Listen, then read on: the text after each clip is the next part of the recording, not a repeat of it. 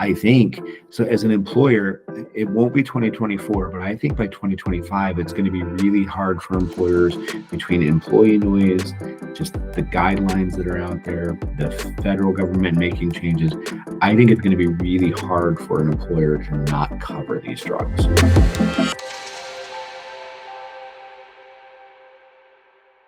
All right, very cool conversation. Check out this segment with Eric Barker, pharmacist by training, chief growth officer by trade with TrueRx. And if you want to see our full conversation, go to our YouTube channel. This segment is on GLP-1 medications and employer plans.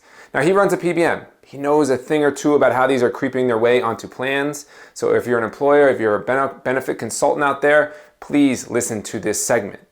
Now, I think it would be smart to utilize these meds before they are forced onto your plan. Just make sure you put them into your plan with lifestyle support structure around it. So listen into this one, go to the YouTube for the full episode. You're going to enjoy it. I love this part of the conversation and look out for more. Thanks. Federal government today identifies obesity as a lifestyle, which is really important because a lifestyle does not get Medicare Part D coverage if there's a medication for it.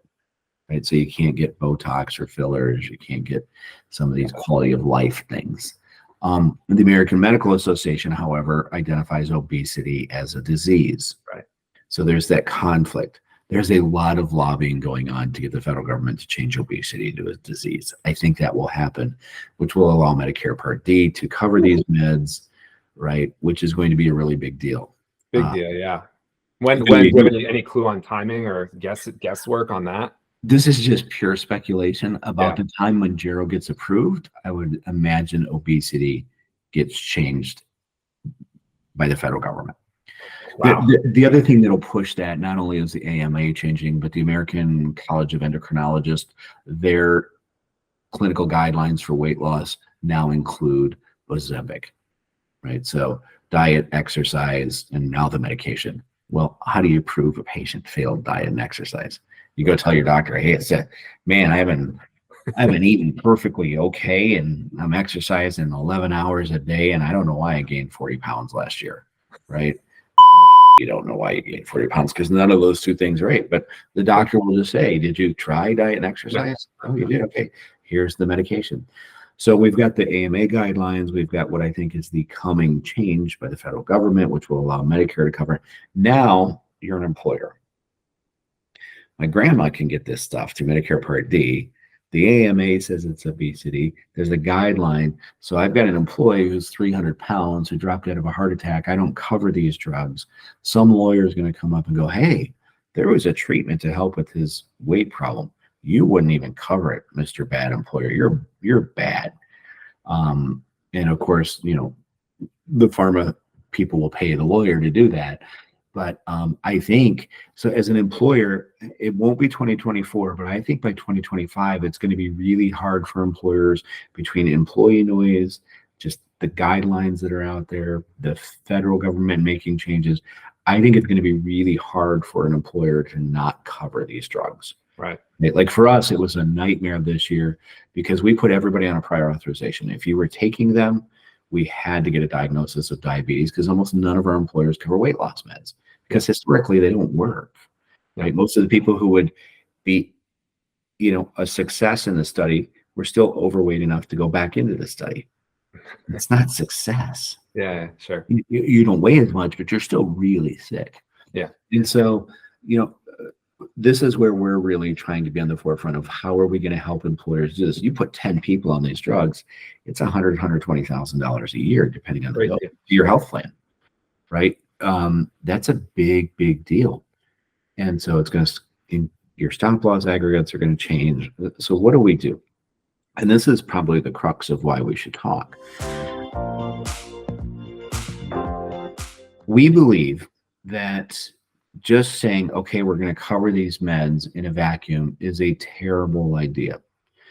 And where I said earlier, we want our employers to invest in the health of their employees. I think losing weight, I think getting your blood sugar under control, I think all this stuff is fantastic. But Acme Widgets, if you're going to pay for Ozempic for 50 people, I want you to invest in some other things. get a nutritionist. Yeah. To help people understand the damage they're doing. Like everybody wants to eat right, but a lot of times people just don't get, what that McDonald's is doing to you, what that Coke, like Speaking my language. Speaking my language now. right.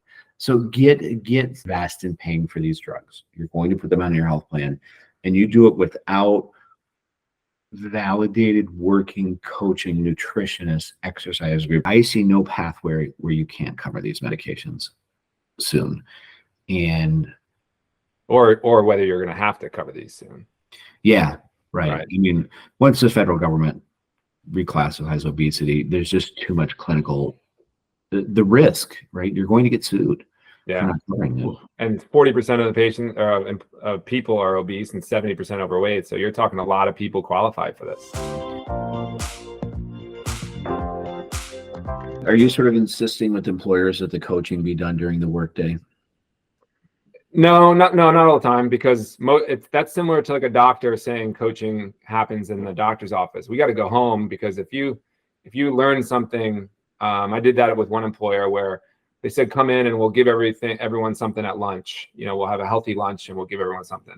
Well, if they go home and their husband or wife already cooked dinner, whatever I told them at lunch is out the window.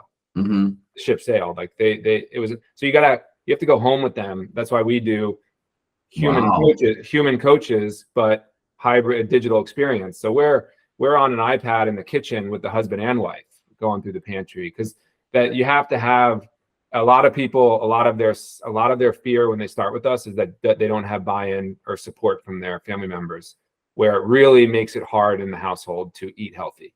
Mm-hmm. And we have that's one of our biggest hurdles, I think. But for the employer, I said, no, I want to go home. We got to go home, because I want to know their commute that they go home when they pick their kids up from Little League practice. How many McDonald's do they drive by? Let's find a new route so they don't drive by that McDonald's. What grocery stores are in striking distance? Who cooks most of the time? And do you even cook a sit-down dinner, which most of America does not anymore? So we gotta put the puzzle together and help them structure a lifestyle, not just tell them what to do. Is how we frame it. That's fantastic. I love the idea. Yeah. So that's kind of how we're working with employers. Again, most of our business right now is with docs, but a lot of employers are calling saying, I saw you talk about these GLP-1s. How do I control this? Because everyone's in agreement that, these are very, very effective medications, but it's changing the way we want to eat, how full we feel, and looks appetizing, things like that. If you come off the medication and your habits haven't changed, guess what's going to happen? All right, 2 + 2 = 4 here. So how we structure the program, and it just came by necessity and working with the physicians, because they started prescribing people to us who are on the medication, and we kind of were like, we need to get a formal plan in place here. So we work with our partner physicians, which we're telling our employers now, okay, we don't have the 4-year data that everyone wants in order for this to go in every plan as a standard of care. But what we do have is, someone wants to take this, they might take it for 12 months.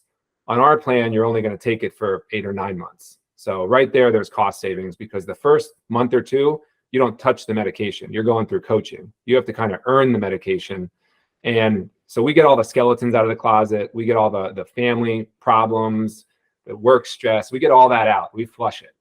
And then the person's already more confident. The person is like, okay, I get this. They're getting in the flow of things. They're doing their 15-minute walks, so they feel better.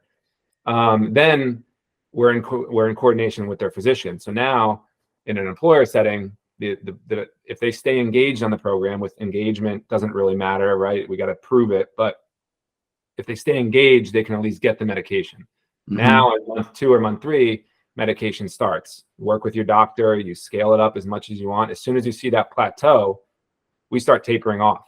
So you're off of it our goal is by month 11, could happen by month 10. So you're eliminating 2-3 months of usage, which covers our cost. And you're getting 12 months of lifestyle support that is going to, 1, like I just said, lower the usage, 2, lower the utilization from the people that don't care about changing their habits, and they're not going to save you money in the long run, because they're going to regain the weight. So they're not going to want to put that work in for this program to get access to the drug. And then 3 is the long-term benefits, which we do not have the data for yet. Nobody does, but we're proving it with people off medications. We have great results with people just working with lifestyle. But we understand that, just the same way you go to a gym, if you take a protein shake and sit on the couch, you ain't gonna get stronger. But if you are putting the work in and you use this as a tool rather than a dependent medication for results, you use it as a tool on the journey, man, now we're really talking. Now we're going to use it for a few months in the middle, but you're changing your life around the outsides, which is going to take a long term. And that's what I'm talking to with some pretty large benefit brokers nationwide and some employers. So whether we get it in the 2024 plans, we're planting the seed. We're pretty close to a few, and then like you said, a lot of stuff's going to happen in the next year. So we're trying to get this out there to say, hey, we're not telling you we're going to save you a ton of money in 5 years, but on our plan, if you're scared to approve these for your employees, approve them now. Get ahead of this wave, but put a lifestyle structured plan in place around it that it's a requirement to get the medication.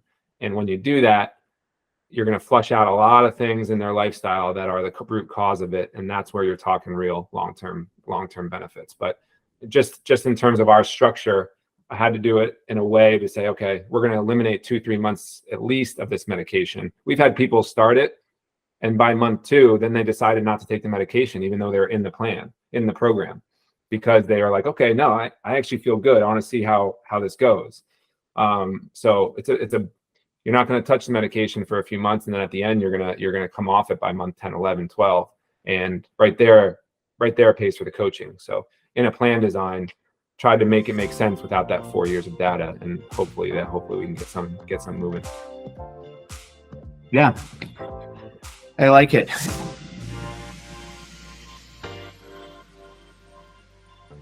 You can connect with us through the link in the description or at terrahealthcoaching.com by clicking Get Started. Reach out to us so we can strategize on how to implement lifestyle medicine into your world.